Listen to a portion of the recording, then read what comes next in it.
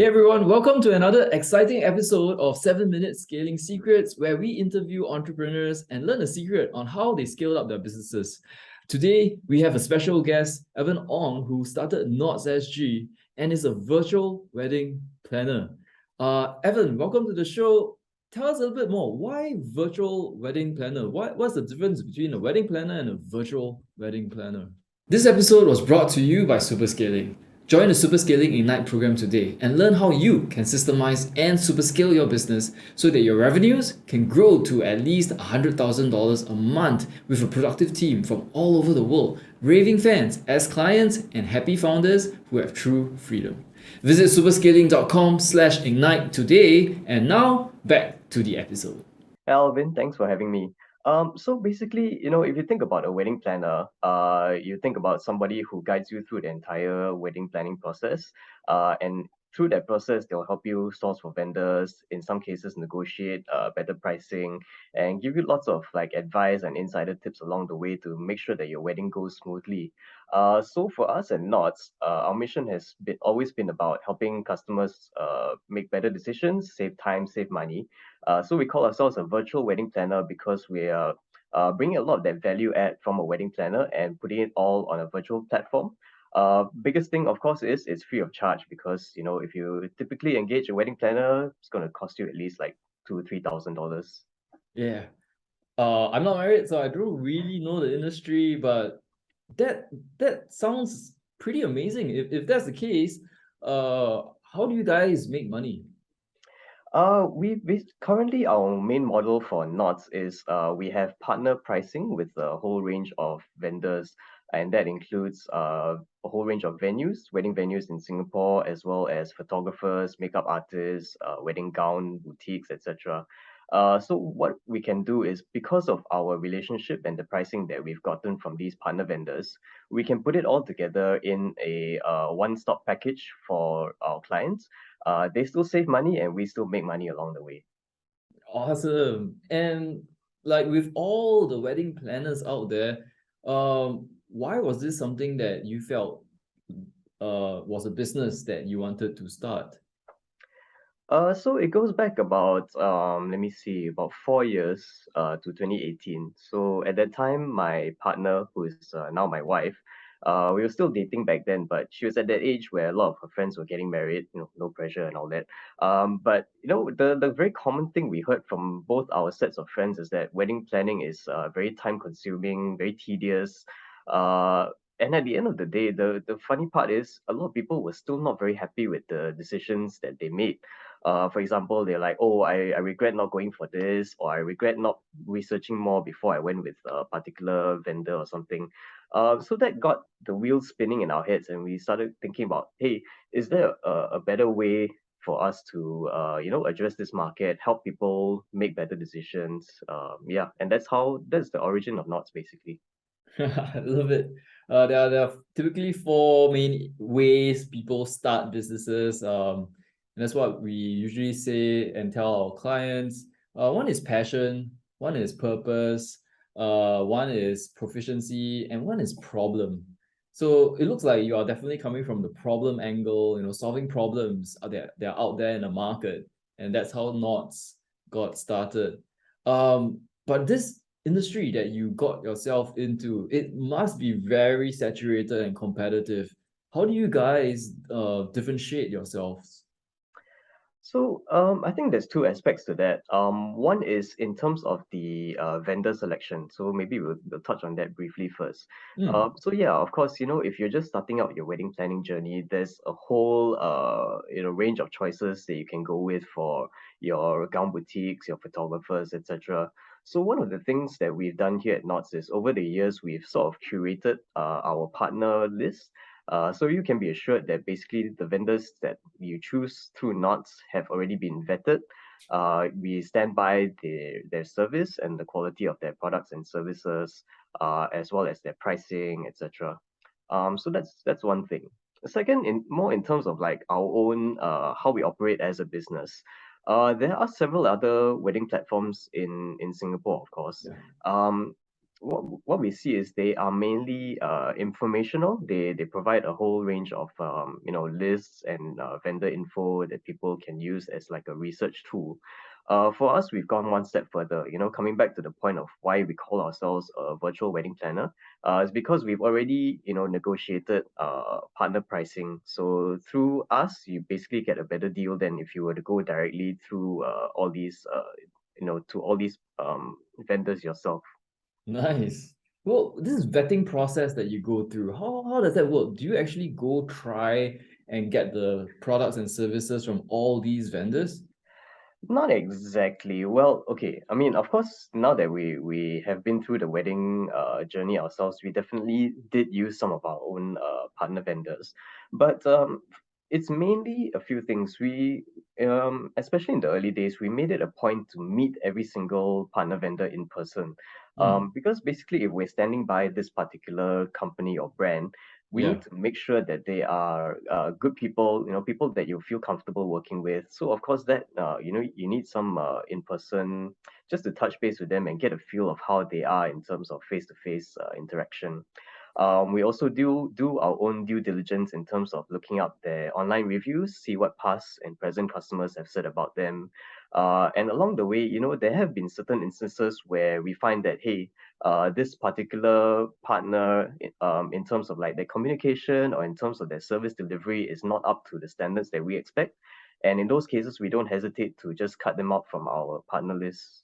Wow. Because yeah, we need to make sure that if you're getting this partner through Knots, it has to be someone that's reliable. Awesome. I love that. This is like the customer centricity that super scaling always talks about as well.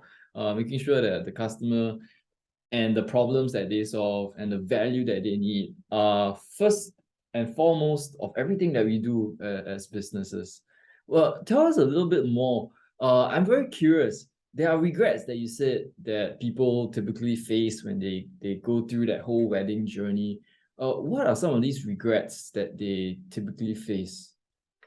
I mean, everyone talks about weddings being once in a lifetime, right? For Yeah. for a lot of people. So obviously, it's very different from most other things that you buy on a regular basis. You might be more familiar with it, but weddings, most people are coming into it very fresh. So I guess one thing that comes to mind immediately is on the topic of wedding photography. It's something that a lot of people think that, oh, it's just what's so complicated about it. It's a guy or a person with a camera taking photos. But with weddings, it's a whole different ballgame because there's so many moments that need to be captured throughout the entire day. So if you don't have someone who's experienced, who knows how to position themselves in the right way and anticipate what's going to happen so that they are there to capture that moment and that shot, then you end up losing a lot of the key memories from the day that you were supposed to capture. So this is the first thing that comes to mind in terms of regret. People who go cheap on a photographer and they just, yeah. At the end of the day, photos are one of the main tangible things that you take away from your wedding day. So it's something that we always advise our couples. Don't go cheap on it. Absolutely. I have heard of horror stories where the photographer finds out that the memory card is actually corrupted or lost and the whole day's memories are gone. And I think that's very tragic. Yeah, yeah, you're right. Absolutely right. Just talking to somebody over the weekend who experienced that himself. Oh my God. Yeah, and we have a blog post that's coming up probably later this month, that addresses this thing. It's part of our series of educational pieces that go into why certain wedding services are so expensive, well, perceived to be expensive. And there's a lot of hidden costs for a wedding photographer. In order to ensure that your memory card doesn't get that your photos don't go missing, they invest in backups and things like that. There's a whole range of equipment that they need to buy, so these are the costs that they incur, and indirectly you have to pay for it as well, so that you ensure that you come away with a good set of photos. I completely agree. Sometimes things are not expensive. It's actually based on the value that you get, right? And the value is in all these things that you've mentioned. It's not just this is the photo that was taken, here it is. It's really what goes behind the creation or the capturing of that photo, and all those backups, the equipment, the expertise, they cost money. Yeah, So definitely. absolutely love what you guys are doing. I think this really sets you and the vendors that you choose apart from the rest. And this is not just something that applies to the wedding industry, but I guess in all industries as well. The reputation, the skill sets, the professionalism that you bring to the table, especially for these once in a lifetime events, I think they're absolutely crucial. Tell us a little bit more about your wedding journey. Was there any problem that you faced personally as you went through your wedding? Is that again why the reason knots was created? Not so much, but having gone through the journey ourselves, we know what are the pain points that that a lot of couples will experience. I think for us, a lot of the challenges came in the form of people management. Our guests, our friends, our family, perhaps relatives who felt that they should have a little bit of input on what we were going to do. So I think we have had some articles as well in some blog posts in the past that we wrote about how to uh, deal with this sort of issue because it's really, especially in our Asian culture, right? They always say wedding's not about the couple, it's about the parents. So it's always a balance that needs to be struck. Okay. You mentioned a few times that you have blog posts and they seem very educational in nature. Is that one of your strategies of marketing? Is content marketing one of the strategies that you use in order to attract these people, your customers mainly? Yeah, in the beginning, in the early days of Knots, definitely it was because as we delved deeper into the industry, we found that there was I guess you could call it an information gap between what the wedding vendors understand and what couples need to understand, given that it's their first time planning a wedding. So we put a lot of my partner and I put in a lot of time and effort into writing a lot of these blog posts, and a lot of them are still relevant, so they're all still up on our website. Nice. And in terms of marketing, how are you guys getting new customers? How are you attracting the customers that you want to serve? Is it through content marketing or do you use other channels as well? I think in the beginning, content marketing played a pretty big role. So for certain keywords, we were and I think still are in first page of Google search results for certain things like wedding itineraries, Singapore, wedding planning checklists, that sort of thing. But increasingly in the last 1 to 2 years, we've mainly relied on social media ads. We tried everything over the last 3 4 years or so. We tried Google ads, Facebook ads, IG ads, etc., etc. We found that IG gives us the most bang for buck, and my partner Anna is the one who has to take the credit for that. She's from a startup marketing background, so she knows the ins and outs of how to build a campaign and get good leads without blowing a huge ton of money on it.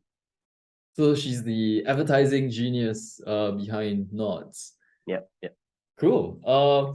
Based on what you said, like the fact that you're actually very problem focused, the fact that you're customer centric, you must get a lot of customer referrals and customer reviews about your service, correct? We do actually, yeah. There have been a lot of clients who, they even to the extent that we built personal relationships with them, and they still message us sometimes on WhatsApp or on IG. And there have been others also who, after going through this whole process with us, they say that hey, there's so much interesting content provided by Nod, so many money saving deals and all that. They'll definitely recommend it to their friends. So of course, yeah, word of mouth is, as we all know, is one of the most powerful forms of marketing. So that definitely helps. How do you I mean, word of mouth is definitely a valid marketing strategy, but how do you incorporate that into what you guys do at Knots? How do you what percentage would you say are word of mouth customers, and how are you growing that angle in your business?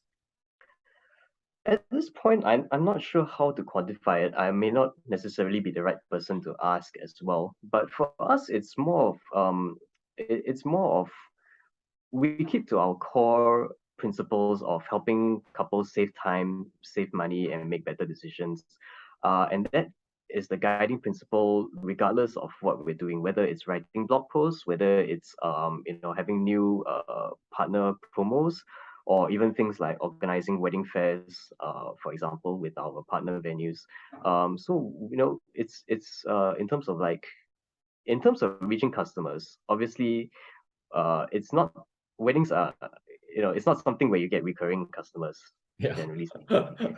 Yeah, so we do rely, of course, as I mentioned earlier, things like IG ads to keep eyeballs and leads coming in. But it's just, I guess, it's part of the whole integrated strategy.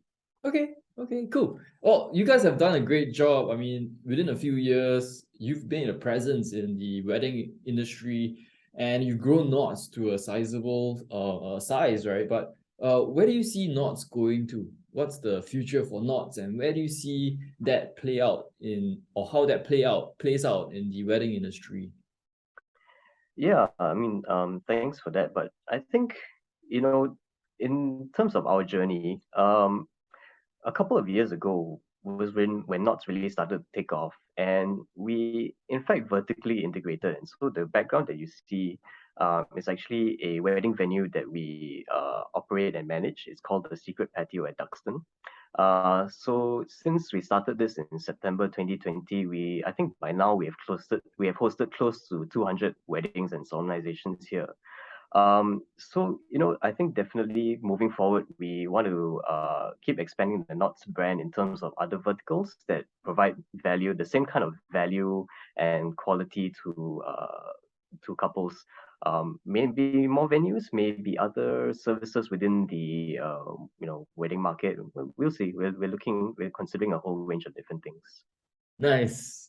I think the fact that you guys started off as the foundation of, like, wanting to always provide that value to your customers, probably sets you on the right path. And no matter what you do, and always having that in mind, it's gonna continually create what your customer is looking out for.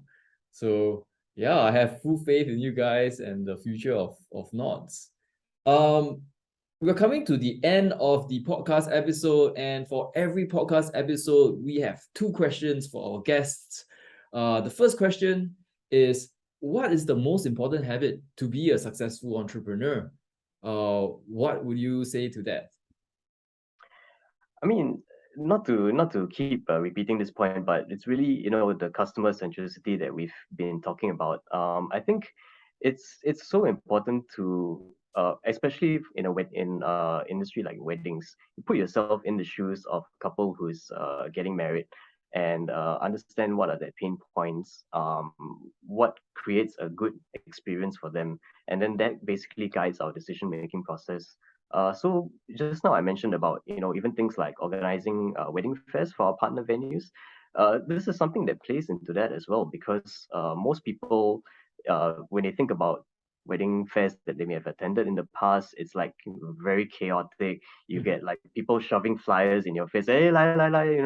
And this is something that we consciously try to avoid at the wedding fairs that we organize. We tell our participating vendors that, hey, no touting allowed, stay at your booth. If people are genuinely interested to come and talk to you, they will go and take the initiative and talk to you. So yeah, it's coming back to what makes the customer have a good experience. And I think that ties into generating positive word of mouth or good vibes or everything that helps us build our brand to where we are today and and beyond in future. I love the fact that you focus on removing the bad experiences. Like, even as a regular person that goes to a mall, like I'm not even in the market to get wedding photography, but sometimes I get approached by people who have a booth or a kiosk in a shopping mall, and they constantly like shove flyers in my face and ask me to like sit down for a consult, and I'm like, I'm not even in the market, right? So I can imagine how hassled people must feel. Uh, that wedding fest the fair that you mentioned, how did it turn out? Like, you put in all these different like methods and supposedly a different way of doing business. Did that turn out well? How was the experience like for the exhibitors as well as the customers that were there? Yeah, so this latest wedding fair was organized for Grand Coptham Waterfront, which those of us at a certain age would remember as the hotel next to Zouk. I'm quite sure they're very glad that they no longer have to deal with a whole bunch of drunk people outside every night. Yeah, but basically we were brought in to organize a wedding fair because they are about to embark on a huge renovation of all their ballrooms. So we did it in the last weekend of August. It was a huge success, and everyone was really happy with the turnout. We got, I think, about 240 couples attending over 2 days. We had 38 participating vendors, and a lot of our participating vendors closed sales. Some of them, many, quite a few sales throughout the weekend. And so yeah, it was, and this comes off a whole string of other wedding fairs that we've also organized, for example, at our own venue as well as for other partner venues. It's always the same principle.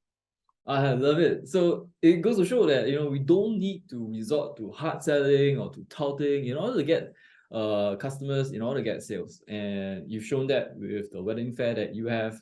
And I think it results in a net positive experience for everybody involved, the vendor as well as the customer.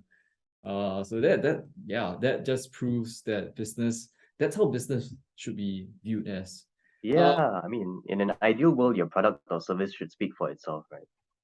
Exactly. So the second question, what advice would you give another business owner? I think this one, so since I started on this journey, a lot of friends, colleagues, or ex-colleagues have come up to me and say, "Hey, I'm also thinking about starting something." And in some cases, they're like still in the process of looking for a good idea or looking for a good opportunity. So in general, my advice is really to know your industry. I think I firmly believe that there's opportunities that exist in every single industry out there. What it takes is really for you to deep dive into your industry of choice, understand the customer journey, understand what are the pain points, and from there you'll be able to identify business opportunities. For us, in the wedding market, in the beginning, we thought, oh yeah, we've got so many friends who've been through this process. We thought we knew it. But to the extent we do things like my partner, for example, worked quite a few weekends at a bridal boutique just to, get that hands-on experience. I personally know at least two people who have also, before thinking about taking the plunge into F&B, actually go and work, in F&B outlets just to get that hands-on experience. So I think that really helps a lot in helping you understand your industry and identifying opportunities. Awesome. Yeah, I love that. Nothing beats real world experience. Nothing beats getting your feet wet and your hands dirty.